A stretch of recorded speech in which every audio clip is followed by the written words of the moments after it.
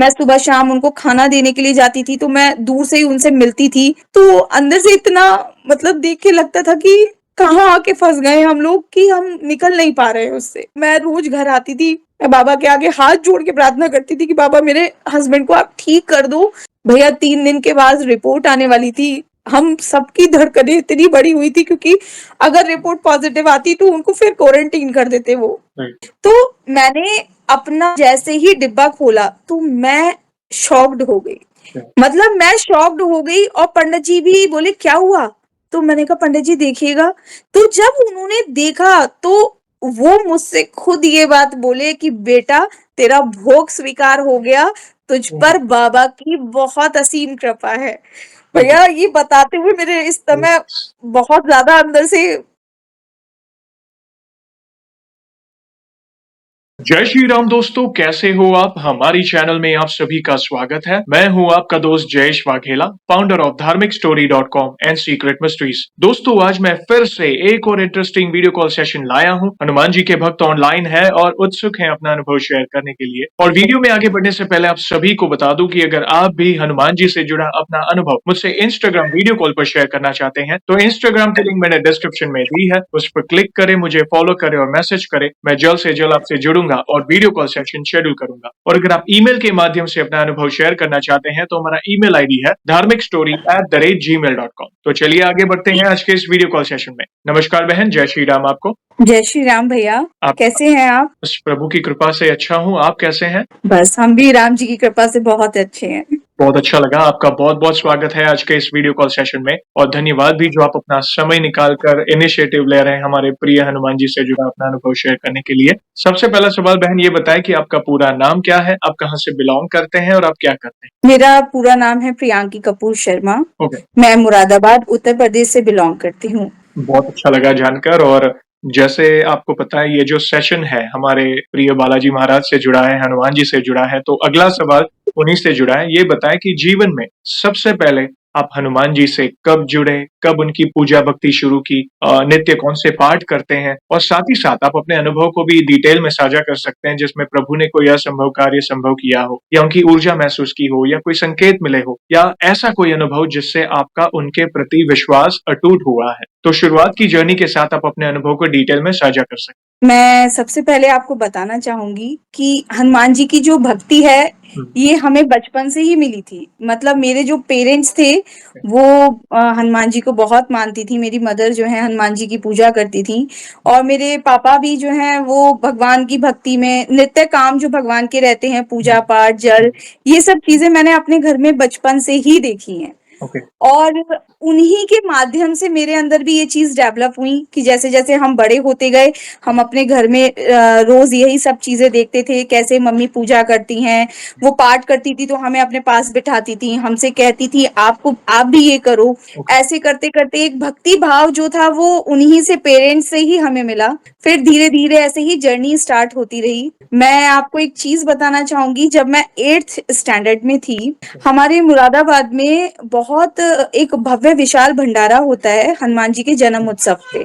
वो हर साल होता है और पूरा मतलब एक कहते हैं ना जुलूस निकाला जाता है बाबा की प्रतिमा का, और मतलब उसमें भोग लगता है बाबा को और सब लोग भजन कीर्तन गाते हुए पूरे नगर का एक कीर्तन जो चलता है वो रहता है। और उसी के साथ फिर जिस दिन हमारा हनुमान जी का जन्म उत्सव रहता है उस दिन वो विशाल भंडारा संपन्न होता है। और मैं उसी दिन अपनी हर साल हम अपने फैमिली के साथ उस मेले में जाते थे। और हम उस साल भी मैं अपने जब 8th स्टैंडर्ड में थी तब मैं वहाँ अपनी फैमिली के साथ गई थी। और वहां पर जाने के बाद मतलब एक बहुत ही अलग माहौल मिल जाता है, इतनी भक्ति मिलती है वहां पर।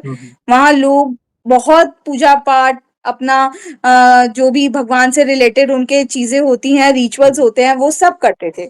उसी दौरान हम लोग भी जब वहां गए तो उस दिन बहुत भीड़ थी, मेले में बहुत भीड़ थी।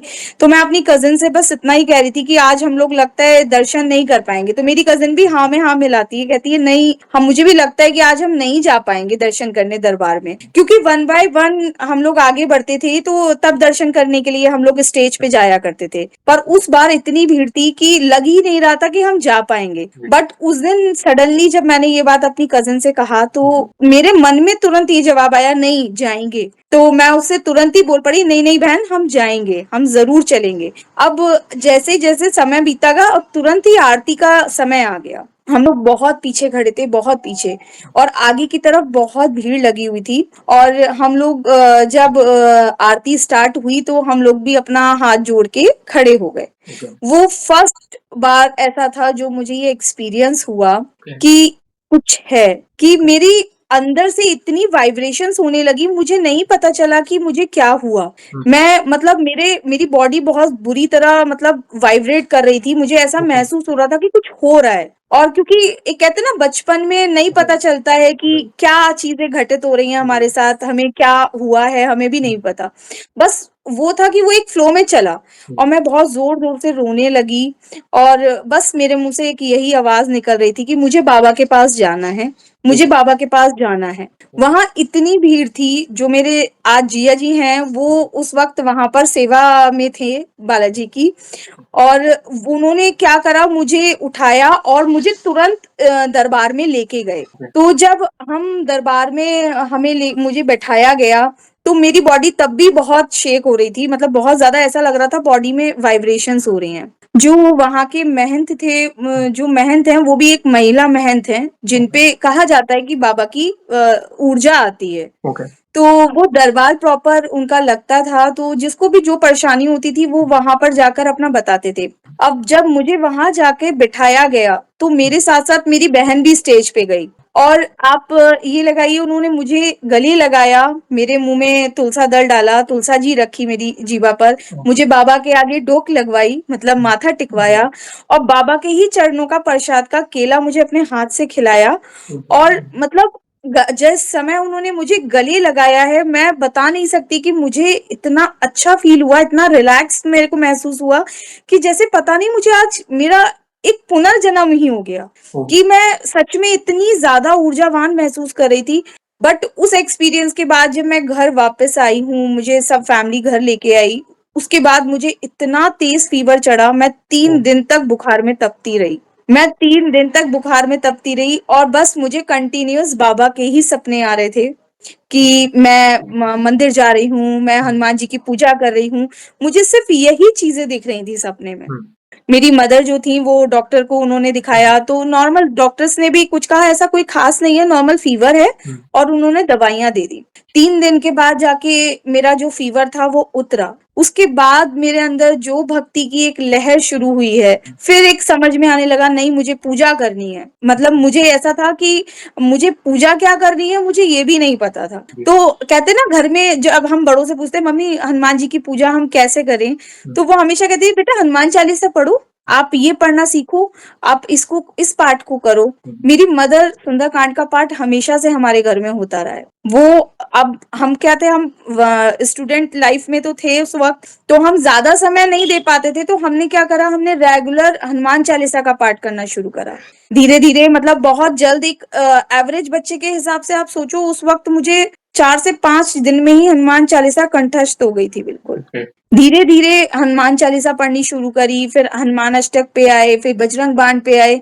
ये सब चीज़ें मैं धीमे-धीमे रेगुलर बेसिस पे मैं करने लगी थी। अब जैसे-जैसे हम आगे बढ़ते गए, एज बढ़ती गई, तो एक भक्ति जो थी हनुमान जी से वो हमेशा जुड़ती ही चली गई। अब मैं जब भी हनुमान चालीसा पढ़ती थी, तो मैं बाबा को बस एक कहते हैं ना भाई रूप में ही पूजने लगी कि जैसे मन में एक ये भाव उठता था, मेरे भाई हैं।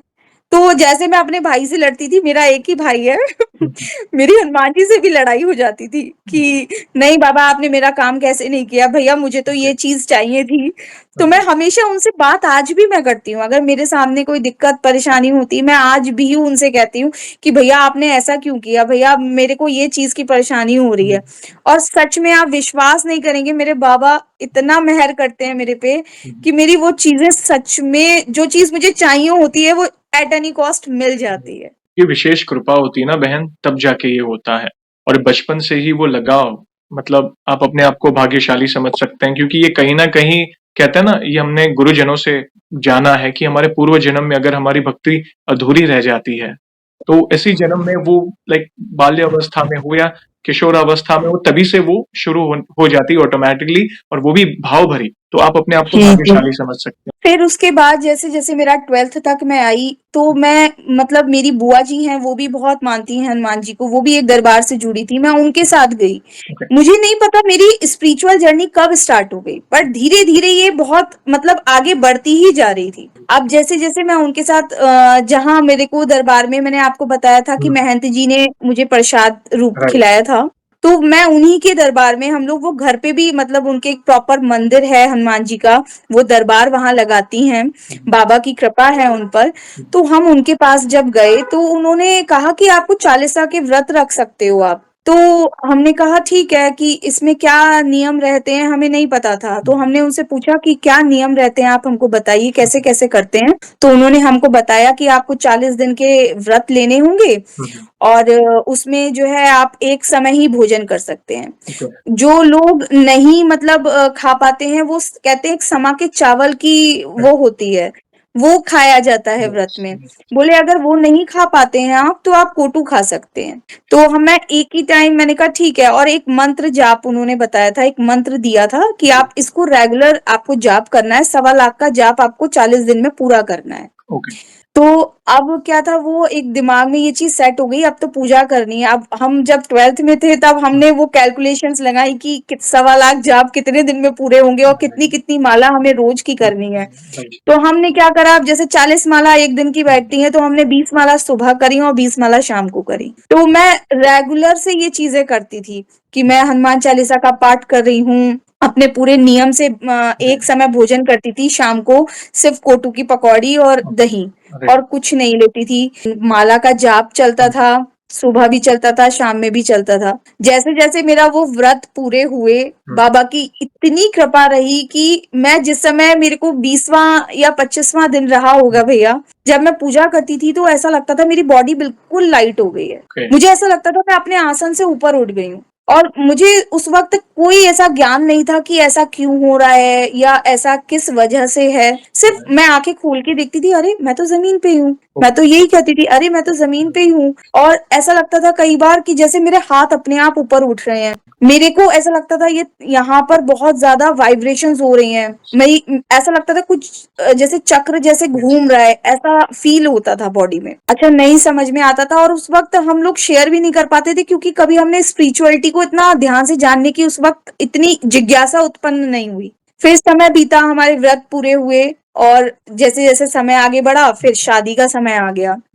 शादी मेरी हो गई, फिर थोड़ी-सी भक्ति, कहते हैं ना गृहस्थी में जब आप आए हैं तो थोड़ा भक्ति कम होती है। वो भक्ति ज़रूर कम थोड़ी-सी हो गई, पूजा-पाठ कम हो गया, लेकिन ये नहीं था कि मैं हमेशा रोज़ का नियम था। मैं आज भी अपने डेली मर्रा की जो पूजा करती हूँ, मुझे सिर्फ़ एक हनुमान चालीसा, हनुमान अष्टक, बजरंग बाण यही आता है। मैं ज़्यादा कुछ नहीं कर पाती और ना ही मुझे इतना कोई ज्ञान नहीं है पूजा से, बट उनकी भक्ति और भाव। कहते हैं ना भगवान किसी चीज़ के भूखे नहीं होते, भगवान सिर्फ भाव के भूखे होते हैं। आप उन्हें रूखा भी रखोगे, वो आपके भाव से रूखा भी खा लेंगे। उनको वो रूखा भी स्वीकार है। जैसे-जैसे चीज़ें होती गई, एक कठिन समय आया मेरी ज़िंदगी में, मेरे हस्बैंड बीमार पड़े। कोविड का समय था, आप ये लगाइए कि उनको जो है ब्रोंकाइटिस की प्रॉब्लम है, थोड़ा साँस की एलर्जिक हैं वो। तो जैसे-जैसे कोविड बढ़ रहा था, लॉकडाउन हुआ और बहुत पैंडेमिक का पीक वो था समय। उस समय उनको साँस लेने में बहुत दिक्कत होने लगी, उन्हें बहुत खाँसी होने लगी, उनका फ़ीवर उतर नहीं रहा था। उस वक़्त कुछ नहीं समझ में आ रहा था कि हम क्या करें, कहाँ दिखाएँ, क्योंकि कोई डॉक्टर्स अवेलेबल नहीं थे और हॉस्पिटल्स में जाने का मतलब ये था कि अपने आप को कोविड में और डालना, क्योंकि हॉस्पिटल्स इतने भरे हुए थे कोविड पेशेंट से कि नहीं समझ में आ रहा था। फिर हमने जैसे हमारे घर के नियर बाय एक डॉक्टर हैं, उनको हमने दिखाया, उन्होंने मेडिसिन्स वगैरह दी, हस्बैंड को कोई रिलीफ नहीं मिल रहा था और डे बाय डे उनकी कंडीशन जो थी ना वो बहुत ज़्यादा वर्स हो रही थी। हमको ऐसा लग रहा था कि जैसे उनको कोविड हो रहा है, उनको कोविड का इन्फेक्शन हुआ है। बट वही है ना, मन को कैसे-कैसे समझाएँ हम, कैसे-कैसे वो करें, नहीं समझ में आ रहा था। हम डॉक्टर से मैंने फिर भी कहा, डॉक्टर आप प्लीज़ हमको लिख कर दे दीजिए, क्योंकि बिना लिखित तौर पे कोई जगह कोविड का टेस्ट नहीं हो रहा था उस वक़्त। डॉक्टर ने कहा कि नहीं, मुझे नहीं लगता है कि इनको कोविड हुआ है और हम एक काम करते हैं, हम पहले इनके ब्लड टेस्ट कराते हैं। मेरे हस्बैंड के ब्लड टेस्ट वगैरह सब कराए तो ब्लड टेस्ट सब नॉर्मल थे, कुछ ऐसा नहीं निकला। अब तो डॉक्टर्स भी फिर जब मेडिसिन से सही नहीं हो रहा है, ब्लड टेस्ट में कुछ नहीं आ रहा है, तो डॉक्टर ने कहा कि इट माइट बी कि कोविड, आप सही सोच रहे हैं कि इनको कोविड ही है। फिर आप इनको, उन्होंने लिखकर हमको दिया कि आप इनका कोविड का एक टेस्ट जो है वो करवाएं। भैया मैं इतना, मतलब मैं हार गई थी, क्योंकि मेरी लाइफ में ना बहुत स्ट्रगल रहा है। आफ्टर मैरिज मैंने बहुत स्ट्रगल झेला है, बहुत ज्यादा। मुझे कुछ नहीं सूझा। मेरा भाई जो है वो गुड़गांव में है, मेरे मदर फादर घर के थोड़ा दूर रहते हैं, तो ये नहीं था कि मदर फादर भी आ जाएं, एक बैक सपोर्ट में कोई नहीं था। उस वक्त मैंने अपने भाई को, बड़े भाई को याद किया कि भाई मुझे आपकी जरूरत है। अब मेरे को सच में किसी का कोई उम्मीद मुझे किसी से नहीं है, मुझे सिर्फ आपसे उम्मीद है। मैंने अपने हनुमान जी से प्रार्थना की कि भाई मैं बहुत अकेली महसूस कर रही हूँ, मैं बहुत अकेली हो गई हूँ कि मेरे हस्बैंड को नहीं समझ में आ रहा है कि कैसे कैसे चीजें इतनी वर्स हो रही हैं। उनको दवाइयां नहीं लग रही हैं, उनका कंडीशन डे बाय डे जो है वो बिगड़ रहा था। उनको सांस लेने में इतनी दिक्कत होने लगी थी कि हमें भी लगता था कि पता नहीं कुछ हो ना जाए, कि अभी बच्चा, एक बेटा था मेरे उस वक्त कि बहुत छोटा है। कुछ नहीं सूझा।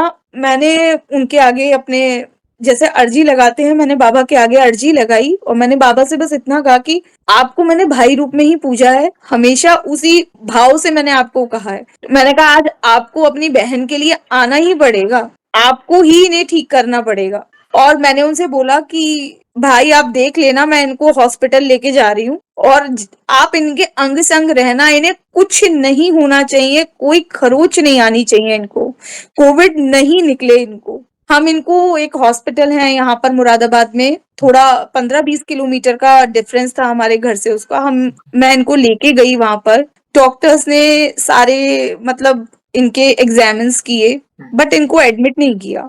इनको कहा हमारे पास फैसिलिटी नहीं है यहाँ पर एडमिट करने के लिए, आप एक काम करिए, इनको सरकारी हॉस्पिटल में लेके जाइए, वहां आप इनको भर्ती कराइए। फिर हम इनको वहां लेकर गए गवर्नमेंट हॉस्पिटल में। गवर्नमेंट हॉस्पिटल में क्या था उस वक्त, उन लोगों ने ये कह दिया कि आपको पहले 3 दिन के लिए इनको यहीं छोड़ना पड़ेगा और तब आपको कोविड की रिपोर्ट दी जाएगी। ओके। जिस वक्त, अब मेरे हस्बैंड तैयार नहीं थे, क्योंकि इतना डर चुके थे ना वो भी, कि हालत हॉस्पिटल्स की इतनी खराब हो रखी थी उस वक्त, तो उन्होंने कहा नहीं मेरा मन नहीं है। पर मैंने फिर भी, मेरे को एक विश्वास था, मेरे बाबा ने मुझसे कहा नहीं तुम छोड़ो, हिम्मत इतनी दी उस वक्त कि नहीं तुम छोड़ो और सब ठीक होगा। मैंने उसी विश्वास के साथ उनको बोला कि ठीक है, मैंने कहा आप रुको, कुछ नहीं होगा, हनुमान जी आपके साथ हैं, आपको कोई दिक्कत परेशानी नहीं आएगी। बस इसी विश्वास के साथ मैंने उनको वहां पर एडमिट करा है। 3 दिन रात में मैं उनसे कंटिन्यूअस कॉल पे बात करती थी कि कैसा महसूस हो रहा है आपको, कैसा नहीं हो रहा है। वो बस कभी कभी बहुत ज्यादा कहते थे मेरा बहुत दम घुट रहा है, मुझे बहुत बेचैनी हो रही है, मेरा फीवर नहीं उतर रहा, मुझे सांस लेने में दिक्कत हो रही है। तो एक उनकी सांस की जो दवाई उनकी चलती है, मैं उनको वहां पर वो भी दे के आई। मैंने डॉक्टर्स के हाथ बोला कि अगर इनको दिक्कत लगे तो प्लीज आप ये सांस की दवाई आप इनको दीजिएगा। तो डॉक्टर्स ने वो भी वहां पर सब अरेंजमेंट करके रखा हुआ था। मैं सुबह शाम उनको खाना देने के लिए जाती थी, तो मैं दूर से ही उनसे मिलती थी, तो अंदर से इतना, मतलब देख के लगता था कि कहाँ आके फंस गए हम लोग, कि हम निकल नहीं पा रहे हैं उससे। मैं रोज घर आती थी, मैं बाबा के आगे हाथ जोड़ के प्रार्थना करती थी कि बाबा मेरे हस्बैंड को आप ठीक कर दो, कोविड नहीं आए बाबा उनको। ऑलरेडी क्योंकि सांस की प्रॉब्लम है, लंग्स बहुत कमजोर हो जाते हैं उसमें। जी। मैंने बाबा से बोला मैं बाबा आपके व्रत लूंगी। मैंने उस वक्त व्रत फिर से बोले थे कि मैं 11 मंगलवार के व्रत में रखूंगी आपके, और मैं नियम से हनुमान चालीसा का पाठ अपने घर पे आकर करती थी। मैं जल को फूंक देती थी जब मेरे हनुमान चालीसा पूरा हो जाता था, तब वो जल मैं हस्बैंड के लिए लेके जाती थी। भैया 3 दिन के बाद रिपोर्ट आने वाली थी, हम सबकी धड़कनें इतनी बड़ी हुई थी, क्योंकि अगर रिपोर्ट पॉजिटिव आती तो उनको फिर क्वारंटीन कर देते वो। जैसे जैसे समय बीता उनको भी नींद नहीं आ रही थी, वो भी मुझसे कहते पता नहीं क्या होगा, पता नहीं क्या होगा। पर मेरे अंदर एक विश्वास था, मुझे डर नहीं लग रहा था, लेकिन कहते ना ये चीज लग रही थी कि बस कुछ ना हो, वो ठीक रहे। क्योंकि आसपास में इतना माहौल हमारा खराब हो गया था कि कभी किसी की सुनाई आती थी, कभी किसी की, कभी किसी की। तो आप ये लगाओ 3rd डे पे, जब जिस दिन उनकी रिपोर्ट आने वाली थी, उस दिन मैंने डॉक्टर्स को जब कॉल करा, मैंने कहा सर उनकी रिपोर्ट आनी थी, आप क्या रहा उनका। उन्होंने कहा आज उनकी रिपोर्ट नहीं आई है, उनकी रिपोर्ट कल आएगी अब। ओह! डिले। फिर एक दिन उन्होंने वो बढ़ा दिया उसको, और वो हम जैसे-जैसे करके दिन काट रहे थे, आप ये लगाओ फिर एक दिन वो बढ़ गया ना, तो अंदर से फिर वो बेचैनी कि पता नहीं क्या बात है, क्यों रिपोर्ट लेट हो गई। फिर जैसे हमने एक दिन इतने दिन काटे थे, हमने एक दिन और अपना पूरा करा। जैसे-जैसे समय बीता, हमने सुबह नेक्स्ट डे पे मैं 8 बजे से वेट कर रही थी कि मैं डॉक्टर को कॉल करूँ, जैसे ही 9 बजे मैं कॉल करूँ, 9 बजते ही मैंने डॉक्टर्स को कॉल किया। मैंने उनसे पूछा कि रिपोर्ट आ गई है? तो बोले नहीं, अभी आधा घंटा और लगेगा। मैंने कहा अच्छा ठीक है। फिर मैंने आधे घंटे और वेट किया, फिर मैंने इनसे बात करी, मैंने कहा आप कैसा महसूस कर रहे हो? बोले मैं अच्छा महसूस कर रहा हूँ और मेरी तबीयत में पहले से बहुत बेटर है। तो मैंने कहा आपको इन लोगों ने कोई मेडिसिन्स वगैरह दी थी? बोले नहीं, इन्होंने मुझे 3 दिन में कोई ऐसी मेडिसिन्स नहीं दी। बोले बस जो तुम खाना देके जाती थी, और वो मैंने कहा आपने कोई सांस की दवाई ली? बोले नहीं। बोले जो तुम खाना देके जाती थी और जो जल था मैं बस वही पीता था। तो मैंने कहा अच्छा ठीक है। और आधे घंटे के बाद फिर मैंने डॉक्टर्स को कॉल किया, मैंने कहा सर रिपोर्ट आ गई है? तो उन्होंने कहा कि हाँ आ गई है और उनको कोविड नहीं है। भैया आप बिलीव नहीं करेंगे, मेरी आंखों से सच में आंसू निकल गए। मैंने अपने भैया को सच में इतना धन्यवाद दिया कि मेरे बाबा से मैंने एक चीज मांगी थी कि उनको कोविड नहीं निकलना चाहिए, क्योंकि वो बहुत अंदर से वीक है, कोविड नहीं आना चाहिए, और उनको कोविड नहीं आया। मेरे हस्बैंड खुद शॉक थे कि मुझे कोविड कैसे नहीं हुआ, कि जैसे मेरे सिम्टम्स थे, सब कुछ था। जब मैं उनको लेने गई, मैं घर लेके आई, तो उन्होंने मुझसे कहा मुझे कोविड नहीं निकला। बोले मुझे यकीन नहीं हो रहा। मैंने कहा कैसे निकलता? मैंने अपने भाई से बोला था ना। Yes, yes. मैंने उनको यही चीज बोली, मैंने कहा आप ये नहीं समझ रहे हो। मैंने कहा कोविड के सारे सिम्टम्स होने के बाद भी आपको कोविड नहीं हुआ, क्यों? इसके पीछे रीजन था क्योंकि मैंने अपने भाई से बोला था कि आपको कोविड नहीं होना चाहिए, और उनको कोविड नहीं निकला। वो ठीक हो गए बिना किसी मेडिसिन के। बहुत बड़ी कृपा है बहन, क्योंकि प्रभु तो है साथ में, और प्लस आपने जिस विश्वास के साथ उस जल को भेजा था, वो जल संजीवनी बूटी का कार्य कर गया। समझिए, जो असंभव लगने वाला इतना जो कार्य, मतलब सारे सिम्टम्स लग रहे थे, क्योंकि मुझे पता है मेरे पिताजी को कोविड हुआ था, क्या हालात थे, वे अकेले थे। जिस तरह बता रहे थे ना कि वे आपसे बात कर रहे थे, दम घुट रहा है यहाँ पे, पता नहीं क्या होगा आगे, क्या होगा, क्योंकि वो सिचुएशन इतनी हार्ड थी। स्पेशली सेकेंड वेव की बात अगर हम करें, तो जीवन में अंधकार दिख रहा था चारों तरफ। किसी की कहीं ना कहीं किसी ना किसी की न्यूज आ रही थी कि ये हो गया, इनका ऑक्सीजन कम हो गया, ये वापस नहीं आए। तो उस सिचुएशन में अगर हमारे घर का कोई सदस्य उस सिचुएशन से गुजर रहा हो, तो सोचिए हमारे पैरों तले जमीन हिल जाए। मगर जब कोई काम नहीं आता, जब कुछ ना दिखाई दे, तब वो एक हमारे परम पिता परमात्मा, आपने जिनको बड़ा भाई माना है, तो वे भला आपकी आंखों में आंसू क्यों आने दें? वो आपका विश्वास। भैया यस। बिल्कुल, ये आप बिल्कुल सही बात कह रहे हैं कि भक्ति में बहुत शक्ति होती है, बहुत। मेरे से लोग ये बात कहते थे कि हाँ, सच में तुमने व्रत रखे थे ना, इसलिए वो ठीक हो गए। यस। तुमने व्रत रखे थे इसलिए वो ठीक होके वापस आए हैं। ये मैंने भी कभी नहीं कहा, लेकिन जब लोगों ने मुझे ये चीज़ कही ना, तब मुझे ये चीज़ लगा कि हाँ, कि भक्ति में कितनी शक्ति होती है। मेरे मेरे भाई ने मेरी हमेशा लाज रखी, हमेशा। मैंने उनसे जब भी जो-जो चीज़ माँगी, उन्होंने हमेशा मुझे दी है, हमेशा। ये मेरी लाइफ़ का वो टफ टाइम था कि जब मेरे हस्बैंड के, कहते हैं ना, लाइफ़ के ऊपर बात थी, और उस वक़्त मेरे हनुमान जी ने उनको लाइफ़ सेवर होके बचाया। जहाँ पे बजरंगबली की कृपा होती है, वहां पे काल को भी वापस लौटना पड़ता है। तो वो आपका बिल्कुल। विश्वास है, प्रभु ने उस विश्वास की लाज रखी, और उन्होंने बड़े भाई से भी बढ़कर आपकी सहायता की कि ना चिंता ना कर, मैं तेरे साथ हूँ। देखिए, अप्स एंड डाउन्स आते हैं जीवन में, किसी का जीवन परफेक्ट नहीं है। भगवान ने भी जब अवतार लिया था, उनको भी कितने चैलेंजेस थे। वे वही उन्होंने बिल्कुल। तो, हालांकि उनको कोई कर्म के उसके ऊपर नहीं था, मगर वे लीला करके बता रहे थे कि जीवन एक समान नहीं होता, चैलेंजेस आते हैं, हमारा कोई ना कोई प्रारब्ध होता है। मगर उस डाउन पीरियड में जब वो संकट समय आता है, अगर हम प्रभु की शरण में हैं, तो प्रभु हमें बल देते हैं उस संकट से उबरने के लिए। तो वो बल, आपको एक विश्वास था, आपके अंदर बल था, डर नहीं था, मगर एक था कि नहीं, कुछ अनर्थ ना हो जाए। मगर एक विश्वास भी था कि मेरे भाई बैठे हैं, बस उस विश्वास। देखो, उन्होंने कोई दवाई भी नहीं खाई, ना कि वो सांस की जो प्रॉब्लम थी, जो दवाई आपने भेजी, वो भी नहीं खाई थी उन्होंने। तो ये सब कैसे संभव हुआ? अभी लोग कहते हैं चमत्कार नहीं होते, तो देखिए ये प्रमाण है उसका। जहाँ पे प्रभु की कृपा होती है, तो असंभव भी संभव हो जाता है। तो ये उसका सबसे बड़ा प्रमाण है। धन्यवाद बहन इतना बड़ा अनुभव शेयर बिल्कुल करने के लिए। भैया। और भी कोई अनुभव तो प्लीज़ शेयर करें बहन प्लीज़। जी भैया, मैं एक अनुभव और आपसे शेयर करना चाहती हूँ जो जी, बिल्कुल अभी इसी इससे पहले 1 मंथ जो था उसका ही है। ओके, आप ये लगाइए मेरे भैया-भाभी आए थे, अभी जो गुड़गाँव में हैं इस समय, दोनों ही वर्किंग हैं। वो लोग मेरी भाभी के बेटा हुआ था अभी, तो वो जब यहाँ पर आईं तो हुँ, हम लोगों ने एक प्लान करा कि चलो कहीं घूमने चलेंगे। हम जी, लोग एक प्रोग्राम बना रहे थे फैमिली ट्रिप का। हुँ, उस वक़्त क्या हुआ यहाँ पर रामनगर के पास में एक मंदिर है गिरजा देवी मंदिर।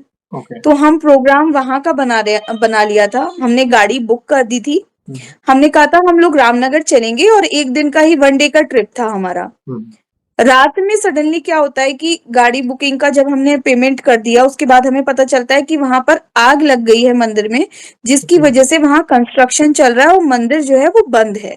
हुँ, तो अब पैसे तो चले गए थे गाड़ी वाले के पास। हुँ, अब हम लोग क्या सोच रहे थे कि अब हम क्या करें यार, पैसे खराब हो जाएँगे, वो वापस हुँ, नहीं करेगा एडवांस। हुँ, अब हम कहाँ जाएँ घूमने के लिए? तो मैंने अपने भाई से बोला, मैंने कहा भाई मंदिर तो बंद है अब हुँ, हमें कहाँ चलना चाहिए बताओ? मैंने कहा एक काम करते हैं, देखो मैं तुम्हें जगह सजेस्ट करती हूँ, अब तुम हुँ, देखो कि इसमें कहाँ चलना है। हुँ, तो मैंने उन लोगों को बोला, मैंने कहा या तो जागेश्वर चलते हैं या बागेश्वर चलते हैं या फिर हम एक काम करते हैं, हम नीम करोली चलते हैं। ओके, तो मेरा भाई बोलता है अच्छा ठीक है, बोले एक काम करते हैं, बोले मैं भी बहुत टाइम से सोच रहा हूँ नीम करोली होके आने के लिए, तो ओके, मैं नीम करोली होके आते हैं चल। ओके, तो हम लोगों ने प्रोग्राम बनाया, हमने गाड़ी वाले को बोला कि भाई गिरजा देवी मंदिर तो बंद है हुँ, और अब हम एक काम ये करते हैं कि हम नीम करोली के लिए हमें जाना है। हुँ, सुबह 6 बजे हम लोग घर से निकलना था, हमें 5 बजे का था लेकिन डिले हो गया तो हम हुँ, 6 बजे घर से निकले। हुँ, हम मुरादाबाद से 6 बजे करीब हम यहाँ से निकले नीम करोली के लिए। मैं थी, मेरे मदर-फादर, मेरे भाई-भाभी और हुँ, मेरे दोनों बच्चे और मेरे भाई का बेटा। ओके, हम लोग सब लोग यहाँ से नीम करोली के लिए गए सुबह 6 बजे के, जबकि बहुत दूर नहीं है, हम बहुत जल्दी पहुँच ही जाना चाहिए था। हम लोग 12 बजे करीब हम लोग नैनीताल पहुँचे हैं 6 ओके, बजे के। ओके, और इतना रश चल रहा था क्योंकि मैं भी पहली बार ही नीम करोली गई थी। ओके, कैची हमारी धाम, पूरी फैमिली फर्स्ट टाइम ही नीम करोली गए थे कैची धाम, और हमें 12 बजे से हमें 3 बज गया नीम करोली तक सिर्फ पहुँचने में। ओके, इतना ओह! ट्रैफिक था, हम बस यही मन में सोच रहे थे हम कब पहुँचेंगे, हुँ, कब पहुँचेंगे, कब पहुँचेंगे? मैं नीम करोली के बारे में इतना जानती भी नहीं थी तब कि मतलब मैंने सुना हुआ था कि एक नीम करोली बाबा हैं, उनका मंदिर हुँ, है, बट इतना मेरे को वो नहीं था कि कभी हमारा जाना नहीं हुआ वहाँ पर कि राइट, हम कभी जा पाएँ या हमारी किसी और के थ्रू कभी कोई इससे मंदिर से रिलेटेड कोई बात हो।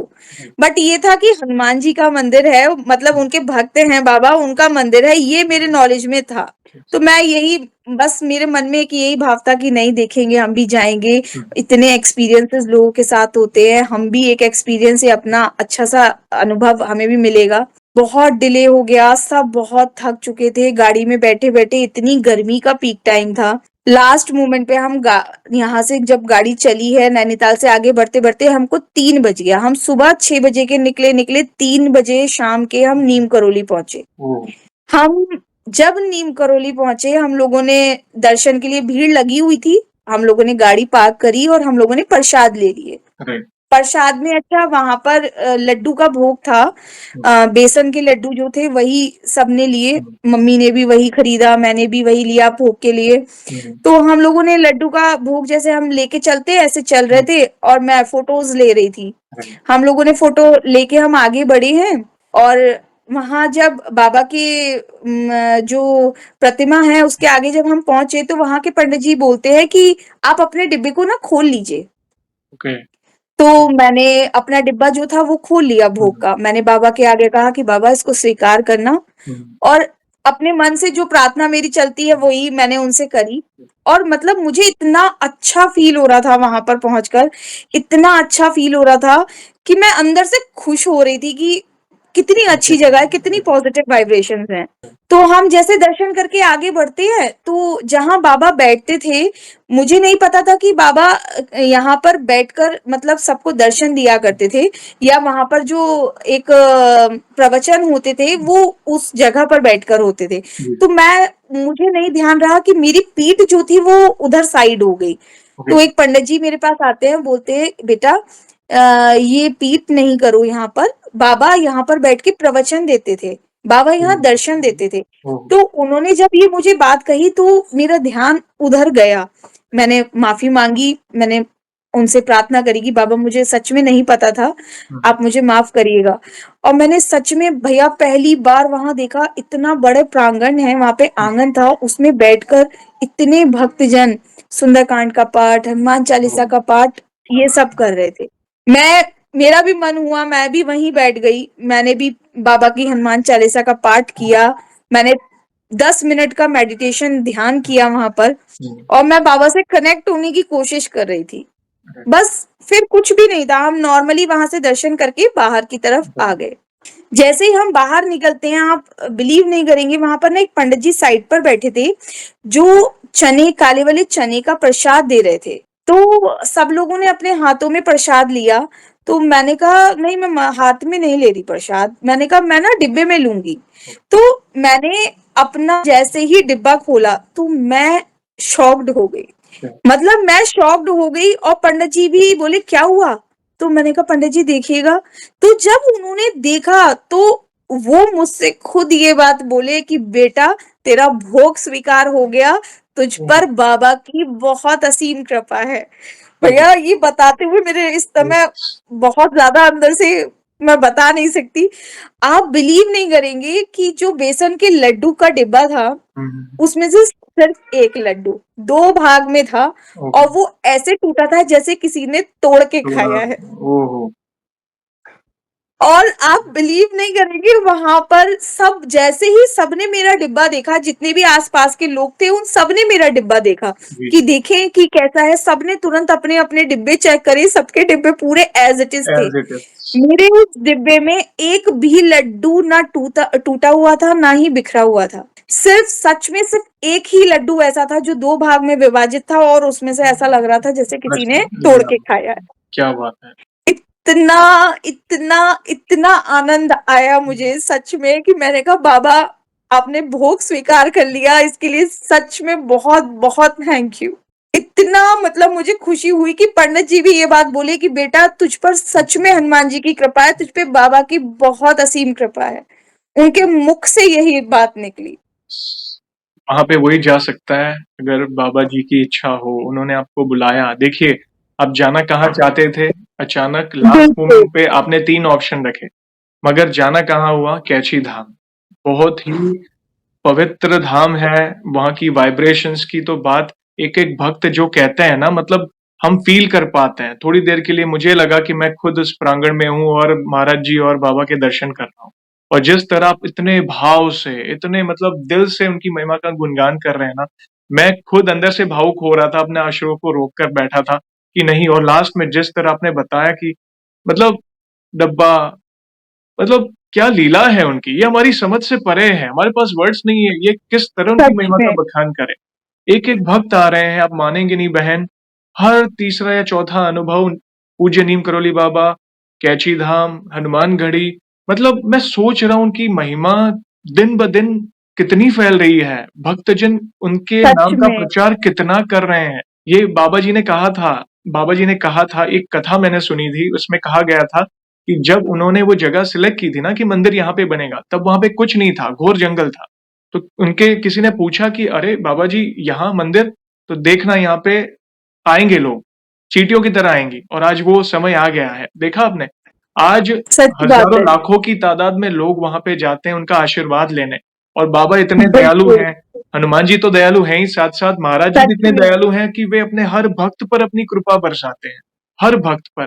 कोई उन्हें हनुमान जी का ही अवतार मानता है, कोई उन्हें सिद्ध महात्मा मानते हैं, मगर वे इस जन कल्याण का उद्धार करने के लिए आज भी भले शरीर त्याग दिया है, मगर सूक्ष्म रूप में वे सबका उद्धार कर रहे हैं। बहुत बिल्कुल प्यारा भैया, अनुभव। बिल्कुल। गूज़बम्प्स आ रहे हैं बहन। Thank you very much. यही चीज़ मैं आपको बता रही हूँ कि ये अनुभव शेयर करते हुए मेरे साथ भी सच में मेरे रोंगटे खड़े हो रहे हैं।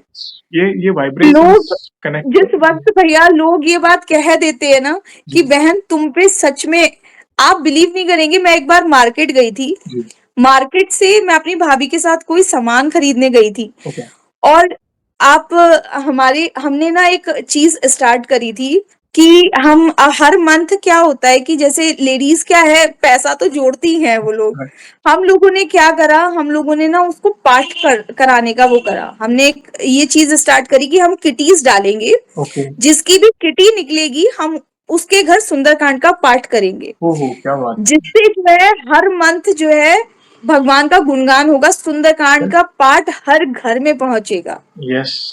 आप एक हमने 2 साल की किटी हमने एक पूरी बहुत अच्छे से हमने पूरी करी। हुँ, उसके बाद हमने एक फिर से किटी स्टार्ट कर दी। हम उसमें कुछ अमाउंट हम पैसा जो राइट, था जोड़कर उन्हीं लोगों को दे देते थे और कुछ अमाउंट हम ऐसा लेते राइट, थे, जैसे हमने 2000 रुपए का अमाउंट रखा है और 200 रुपए हम पार्ट का हर मेंबर से लेते थे। ओके, इससे क्या होता था कि जो भी लोग जुड़े हुए हैं उन सबका पैसा पूजा या पाठ में एक अंश जो कहते हैं ना कमाई यस, का, वो यस, बिल्कुल, लगता है बिल्कुल, और हर महीने हर किसी मेंबर के घर पाठ हो रहा है। जी, तो हमने क्या करा कि स्टार्ट कर दिया सुंदरकांड का पाठ करना और ऐसे ही करते-करते बहुत लोग हमसे जुड़ गए। आपको एक छोटी-सी एक चीज़ और बताती हूँ, मेरे जी, हस्बैंड हैं, हुँ, मैंने एक बार अपने हस्बैंड से ये चीज़ कहा कि मेरे मन में एक चीज़ आ रही है हुँ, कि लोग कहते थे कि कुछ ना इंटरेस्टिंग करो। लोगों के अंदर होता है ना, आप कहीं भी देखिए भैया, ये कलयुग है। जी, यहाँ आप पार्टीज़ में जाने के लिए किसी से कहेंगे ना, वो खुशी-खुशी जाएँगे। वहाँ 3-3 घंटे आप सोचिए नाच के आएँगे। राइट, लेकिन आप किसी से कहेंगे कि आप 1 घंटा ज़रा भगवान के कीर्तन में बैठाइए, राइट, कहेंगे अरे आज टाँगों में दर्द है, आज हमें ये काम है। यस, तो लोगों की वो मेंटालिटी को मतलब कहते हैं ना एक एक्साइटमेंट कि हाँ, भगवान की चीज़ है, बोर नहीं है। ये बहुत अच्छी चीज़ है, ये आपके आने वाले समय में क्या आपके वर्तमान को भी सुधार देगी। तो मैं अपने हस्बैंड से एक बात कह रही थी कि मैंने कहा मैं सोच रही हूँ कि हम जैसे सुंदरकांड का पाठ करते हैं, हुँ, मेरे मन में आ रहा है कि जैसे पाठ के साथ हम हर महीने एक गिफ्ट छोटा-सा जिसके घर सुंदरकांड का पाठ हो हम उसे दें। ओके, अब वो गिफ्ट में हम क्या दें हमें नहीं समझ में आ रहा। मैं बहुत दिमाग फिर मन में तुरंत आया रामायण। ओह! मैं अपने हस्बैंड से ऐसे ही डिस्कशन चल रहा था कि मैं उनसे बोली, मैंने कहा एक काम करते हैं, मैंने कहा एक हम सोच रहे हैं हम रामायण दे दें क्या? कि हम जिस-जिस के घर पाठ हो रहा है हम सबको एक-एक रामायण उनके घर पे पहुँचेगी और इससे क्या है ग्रंथ हर घर में रामायण होगी। वैसे तो सभी के घर होती है लेकिन क्या है हमारा भी एक ये एम रहेगा जिसके घर नहीं भी है उसके घर भी पहुँची है और जिसके घर ऑलरेडी है हम उससे कह देते कि आप इसे आगे दे दो, जिसके घर नहीं हो उसको दे दो कि उसके घर भी ये चीज़ पहुँचे, वो भी पूजा पाठ में लगे, वो भी इसका पाठ करे। तो हस्बैंड बोलते हैं कि नहीं-नहीं ऐसा क्या करोगे? बोले आप ये देखिए कि भगवान ने ही उनकी बुद्धि में ये चीज़ डाली कि नियत चेक करते हैं। तो हम बोलते हैं मुझसे बोलते हैं काम करो ना वो पैसा तुम रख लो, तुम्हें क्या ज़रूरत है किसी को देने की? मतलब मैं अपने हस्बैंड की ये बात सुन के बड़ी शॉक्ड हो गई क्योंकि कभी उन्होंने मुझसे ये बात कही नहीं थी, हुँ, ऐसी कोई बात। हुँ, तो मैंने उनसे बोला, मैंने कहा आप ये ऐसे कैसे कह सकते हो मुझसे कि मैं वो पैसा रख लूँ? मैंने कहा मैं मतलब भगवान का पैसा मैं रख के क्या हुँ, करूँगी? मैंने कहा मुझे तो नरक में भी जगह नहीं मिलेगी। तो वो हँसने लगे, बोले क्यों क्या हुआ? रख लो ना, क्या बात है? तो मैंने कहा नहीं-नहीं, मैंने कहा नहीं मुझे नहीं रखना है। मैंने कहा नहीं भई मैं ऐसा नहीं कर सकती। मैंने कहा मेरे मन में रामायण का आया है, मैं रामायण दूँगी। आप ये लगाओ मैंने राम जी को प्रार्थना करी, मैंने कहा भाई मुझे प्लीज़ बताओ कि मैं क्या करूँ? हुँ, कि मुझे क्या चीज़ देनी चाहिए? मुझे कोई गिफ्ट आइटम देना चाहिए या मुझे कोई हाउस होल्ड की जैसे कोई रिलेटेड यूज़फुल आइटम देना चाहिए या मुझे रामायण देनी चाहिए? हुँ, भैया आप यकीन नहीं मारोगे 5 मिनट भी नहीं हुए थे, मैंने बस अपने मन में ये विचार डाला है और मैंने छोड़ दिया। और मैंने कहा आप मुझे जवाब दे देना भैया, मैंने उनसे हुँ, यही कहा राम जी से मैं हुँ, बिल्कुल ऐसे बात करती हूँ जैसे मेरा भाई है।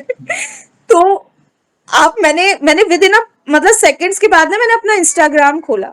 आप सच में यकीन नहीं करेंगे, इंस्टाग्राम के पोस्ट के माध्यम से मुझे मेरे बाबा ने जवाब दिया। ओके, आप ये लगाइए उन्होंने उस पोस्ट में ऐसा मतलब एक वर्ड्स लिखे थे कि मुझे मेरा जवाब मिल गया, मन में लालच नहीं आना चाहिए। राइट। जो पहला थॉट हो वो उस पे कार्य करना चाहिए, क्योंकि ये हमारी अंतरात्मा की आवाज होती है। यस। इसको नजरअंदाज नहीं करना चाहिए। मेरे आंखों से आंसू निकल गए। मेरे हस्बैंड बराबर में बैठे थे भैया। यस। मैंने उनको तुरंत बताया, मैंने कहा ये देखना, ये क्या है, ये मैंने उनको ऐसे ही दिखाया, मैंने कहा देखो ये क्या है ये। तो वो भी एकदम शॉक्ड कि बोले ये क्या। तो मैंने कहा आपने अभी मुझसे कहा था कि तुम वो पैसा अपने पास रख लो, आप मेरे मन में लालच डाल रहे थे, या ये कह लो कि राम जी मुझे चेक करवा रहे थे कि ये लालच में तो नहीं आई है। तो वो भी शॉक्ड हो गए, वो भी यही बात बोलने लगे, बोले हाँ भाई मैं मान गया, मैं मान गया, तेरे भाई में बहुत ताकत है, बहुत बहुत वो है। तो ये चीजें ना आप मेरे साथ में होती ही रहती हैं। मैं कभी भी अगर कोई प्रश्न अगर डाल के छोड़ देती हूँ तो वो कहीं ना कहीं से मुझे आंसर घूम फिर के मिल ही जाता है। वे देते हैं किसी न किसी रूप में, किसी के माध्यम से। और आप तो निकट है, तो आपको तो चलते फिरते उठते बैठते कहीं ना कहीं वो प्रभु, वो कोई ना कोई संकेत हो या आपके दिमाग में जो सवाल चल रहे हैं उसके जवाब वो मिलेंगे। और बिल्कुल। सबसे अच्छी बात आपके इस अनुभव में मुझे पता है क्या लगी, कि पहली बार कोई किटी पार्टी का सदुपयोग हो रहा है। किटी का नहीं तो हम बिल्कुल। देखते हैं ना हाई सोसाइटी किटी, अरे ऐसा ऐसा, लाइक जो महिलाओं के पास तो अपना समय ऐसे वेस्ट कर। पहली बार सदुपयोग जहाँ पे प्रभु की महिमा का गुणगान हो रहा है, और क्या चाहिए। आप देखिए, ये कहीं महिलाओं की, जैसे जैसे भजन के ग्रुप होते हैं, जैसे होता है ना वहीं पे तो एक एक सत्संग का ग्रुप हो गया है आपका, भले आप इसे किटी का नाम दें, तो ये सत्संग का ग्रुप है आपका जिसमें हम प्रभु की महिमा का गुणगान कर रहे हैं। जो भी कलेक्शन आ रहा है, आपने देखा अब रामायण और इस कलयुग में अगर हम राम नाम का प्रचार कर रहे हैं तो राम जी की कृपा तो है ही, साथ साथ हनुमान जी भी कितने प्रसन्न हो।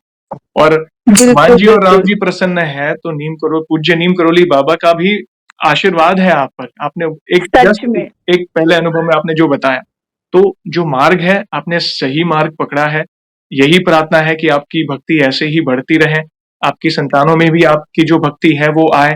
और जितना हो सके, ये हम सभी सनातनियों का कर्तव्य है कि हम राम नाम का प्रचार, हनुमान जी की भक्ति का प्रचार, रामचरितमानस का प्रचार अवश्य करें, ताकि कहीं ना कहीं किसी का जीवन बदले। ठीक भी भैया, आप बिलीव नहीं करेंगे, मेरे बच्चे भी हनुमान जी नहीं कहते हैं उनको। हम मेरी 2 साल की बेटी है अभी, मैं उससे पूछती हूँ कि मामा कहाँ है, मामी कहाँ है, यस। तो वो राम जी की तरफ, हनुमान जी की तरफ, मामा मंदिर, मामा मंदिर। जब कोई मंदिर आ जाता है हनुमान जी का तो ऐसे कहती है मामा मंदिर, मामा मंदिर। वो उनको नाम से नहीं पहचानती, वो मामा से पहचानती है कि मेरे मामा कहाँ है। वो मेरे सगे भाई को नहीं पहचानती कि ये मेरे मामा है। अगर आप उनसे ये कहोगे ना कि मामा कहाँ है, तो वो हनुमान जी की तरफ इशारा करती है, ये मेरे मामा है। क्या बात, आपने बीज बो दिया है। जब ये अंकुर फूटेगा ना, वो जब वे 3 बड़े महीने होंगे। की थी भैया, आप बिलीव नहीं करेंगे, वो 3 महीने की थी। वो तब से मेरी गोद में, आप ही लगाइए, जब हम किटीज में जाते वो 3 महीने की थी, तब से वो सुंदरकांड का पाठ मेरे साथ निरंतर करती है। और एक बहुत अच्छी चीज है कि जब भी हम पाठ करने के लिए जब हम जाते हैं, तो जो हमारे साथ में एक दादा हैं जो करते हैं पाठ, वो सुंदरकांड का पाठ करते हैं, उनके साथ मैं पढ़ती हूँ सुंदरकांड का पाठ। बाबा ने इतनी कृपा है कि कम से कम मुझे वो पढ़ना उन्होंने ही सिखाया, और हम उन्हीं के साथ में मैं बैठकर वो पाठ पढ़ती हूँ माइक से। मेरी बेटी ने कभी मुझे परेशान नहीं करा, वो कभी परेशान नहीं करती। वो जाती है, सुंदरकांड का पाठ जब स्टार्ट होता है तब वो मेरी गोद में ही सो जाती है, ओके। और जैसे ही खत्म पूरा होने का समय आता है वो उठ जाती है। ओके, क्या वो बात है। कभी मुझे परेशान नहीं करती। वो 3 महीने से, आज 2 साल की हो गई है, आप ये लगाइए, वो निरंतर सुंदरकांड का पाठ करवाती है। क्या बात। कभी कोई विघ्न नहीं आया, कभी कोई बाधा नहीं आई। ये बाबा की ही विशेष कृपा है। बहुत बड़ी कृपा है बहन। और यहाँ पे ये वाला जो प्रसंग है आपने जो शेयर किया, इससे बहुत बड़ा लाइफ लेसन भी मिलेगा आज के पेरेंट्स को, क्योंकि आप जो करेंगे वही आपकी संतान करेगी। आपके बिल्कुल। अंदर वो भक्ति भाव, वही आपने अपनी परछाई में देखा। वो मैंने कहा ना, बिल्कुल। वो बीज बो दिया है। जब ये अंकुर फूटेगा, जब वे किशोर अवस्था में आएंगे, यंग, बाहर दुनिया को फेस करेंगे, वे कभी भी अपने आप को अकेला महसूस नहीं करेंगे। उनको पता है मामा जी मेरे साथ है, मुझे कोई चिंता नहीं। एजुकेशन। मेरा बेटा यस। मेरा बेटा जो है वो बहुत डरता है। कभी कभी ना बंदर जैसे आ जाते हैं आसपास में तो वो डर जाता है। अरे यार मम्मी, आपके भैया मेरे पीछे पड़ गए थे, मुझसे कहते हैं आके कि मम्मी आपके भैया मेरे पीछे पड़ गए थे। मैंने कहा तुम क्यों टेंशन लेते हो? मैंने कहा ना ही वो तुम्हें कुछ कहेंगे, ना ही वो मुझे कुछ कहेंगे, ना ही वो किसी को कुछ नहीं कहेंगे।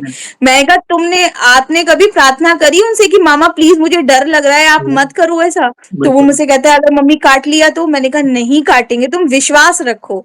मैंने कहा सबसे बड़ी चीज क्या होती है भक्ति में? सिर्फ विश्वास। अगर आपको विश्वास है ना, तो कहते हैं ना पत्थर में भी जान पड़ जाती है। अगर आप में विश्वास नहीं है तो आप जीवित को भी पूज लो तो भी आपको कुछ नहीं होगा। सब चीज विश्वास पे टिकी होती है कि आपका विश्वास कितना अड़ेगा। भगवान भी तो देखते हैं। तो मैं अपने बेटे से यही चीज कहती हूँ कि नहीं बेटा, आपको कभी भी अगर कोई डर लगे, आपको लग रहा है कि हाँ कोई चीज मुझे हानि पहुंचा रही है, आप मामा का नाम ले दो कि नहीं मामा प्लीज मुझे बहुत डर लग रहा है, मामा नहीं ऐसा नहीं करो। तो कहता है कि ठीक है आपकी बार मैं ऐसा ही करूंगा मम्मा। आपके परिवार पर विशेष कृपा है उनकी, आपका पूरा परिवार उनकी छत्र छाया में है, अटूट विश्वास। सच में। और आपके अंदर तो वो बचपन से ही वो आ गया है, बस वही चीज आप अपने बच्चों में भी ऐसे ही ट्रांसफर जो कर रहे हैं, जो विश्वास, जो प्रभु की महिमा समझा रहे हैं, बहुत बड़ी बात है बहन। क्योंकि कहते हैं ना वे तो कण कण में है। और उसका एक लाइन है, मैं अक्सर कहता हूँ कि विश्वास है तो मैं हर जगह हूँ, नहीं तो आपके घर के मंदिर में भी नहीं। तो वो विश्वास सही बात। अवश्य, वो भी अटूट विश्वास। ऐसा नहीं कि ऐसा विश्वास कि सब अच्छा है या एक बार दे दिया तो विश्वास है, दूसरी बार कुछ डिले हो रहा है तो नहीं भगवान नहीं है या भगवान ने क्यों ऐसा किया। ऐसा विश्वास एक रॉक सॉलिड, कुछ भी हो, कितने भी प्रारब्ध आए मेरे, कुछ भी हो आगे, मतलब मेरे प्रभु है ना मेरे साथ, मुझे मेरे प्रभु को पाना है, बस वो बिल्कुल। विश्वास। तो धन्यवाद आपका। और एक यहाँ पे सवाल पूछना चाहूंगा बहन, देखिए आज बहुत ही प्यारे प्यारे अनुभव हमने आपके सुने, मतलब मंत्र मुग्ध करने वाले। आज बहुत गदगद हो रहा था कि नहीं, प्रभु की महिमा का एक नेक्स्ट लेवल का सत्संग हुआ। वैसे आपने हमारी चैनल में बाकी भक्तों के भी अनुभव सुने होंगे, तो आप वैसे कब से हमारी वीडियोस देख रहे हैं और बाकी भक्तों के अनुभव देखकर आपको क्या प्रेरणा मिली, आप अपने शब्दों में बता सकते हैं? भैया आपकी वीडियोस मैं शायद जब आपका चैनल स्टार्ट हुआ था मैं तब से ही देखनी शुरू करी थी। 2020 से भी पहले की बात है। आपकी जो वीडियोस थी मैं तब देखती थी, लेकिन रेगुलर बेसिस पे नहीं था। जिस वक्त मेरे साथ ये अनुभव घटित हुआ था, मेरे हस्बैंड के जब तबीयत बहुत ज्यादा खराब हुई थी, मैं तब भी आपकी वीडियोस कंटिन्यूअस देखती थी।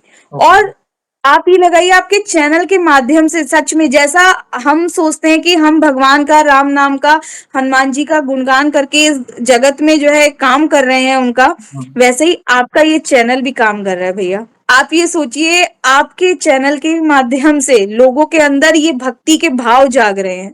लोग देखते हैं, लोग अपने अपने अनुभव शेयर कर रहे हैं। आप सोचिए आपकी जो रेगुलर चीजें हैं, हम लोग सुनते हैं उनके अनुभव, हम लोग देखते हैं, हमें महसूस होता है जब वो बताते हैं ना, तो ऐसा लगता है कि हमारे साथ वो चीज घटित हो रही है कि बाबा की जितनी कृपा उन पर है ना, उतनी कृपा हम पर भी कभी होगी।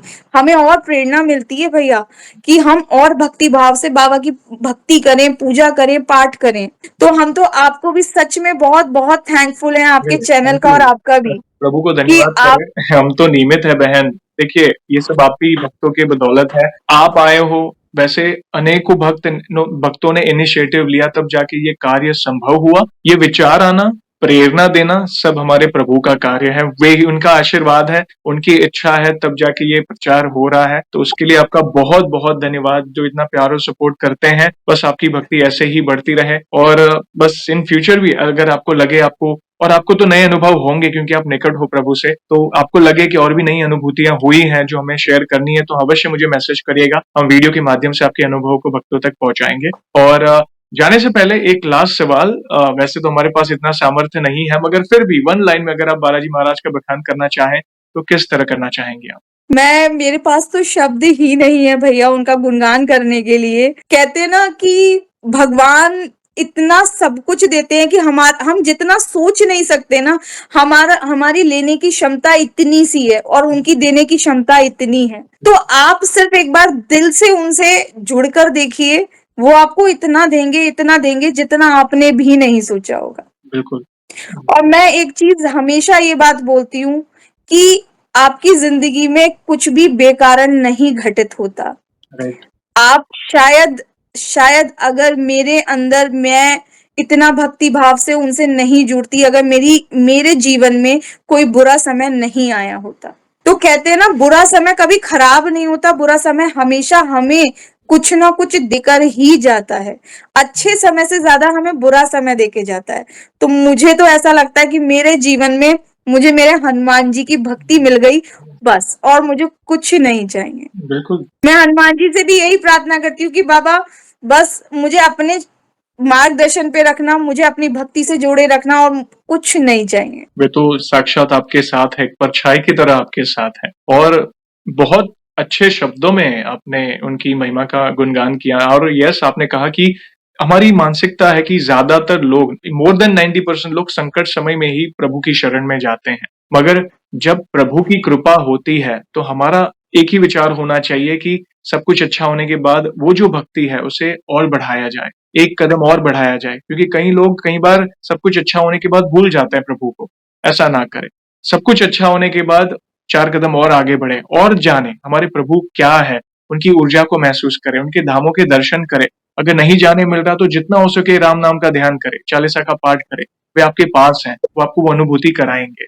धन्यवाद। बिल्कुल। Thank you very much. बहुत प्यारे-प्यारे अनुभव आपने शेयर किए और सेशन को हम ऐसे ही एंड नहीं करेंगे। आपको पता है प्रभु श्री राम के नाम का जयकारा और हनुमान जी के नाम का जयकारा अवश्य लगाएँगे, तो आप जुड़िए। जो भी भक्त जहाँ कहीं से इस सेशन को देख रहा है, भारत में है, भारत के बाहर है, चल फिर रहा है, ऑफिस में, किचन में, प्लीज जयकारे में जुड़िए, फिर सेशन को एंड करें। तो बोलिए सियावर रामचंद्र की रामचंद्र भगवान जय, की जय, पवन सुत हनुमान की हनुमान की जय, जय, बोलो पूज्य नीम करोली बाबा की बाबा की जय। जय होते हो। थैंक यू वेरी मच बहन अपने जय प्यारे जय श्री राम। जय जय Shri Ram. Thank you very much अपने प्यारे-प्यारे अनुभव शेयर करने के लिए। जय श्री राम, जय हनुमान। जय श्री राम, जय श्री राम, जय हनुमान।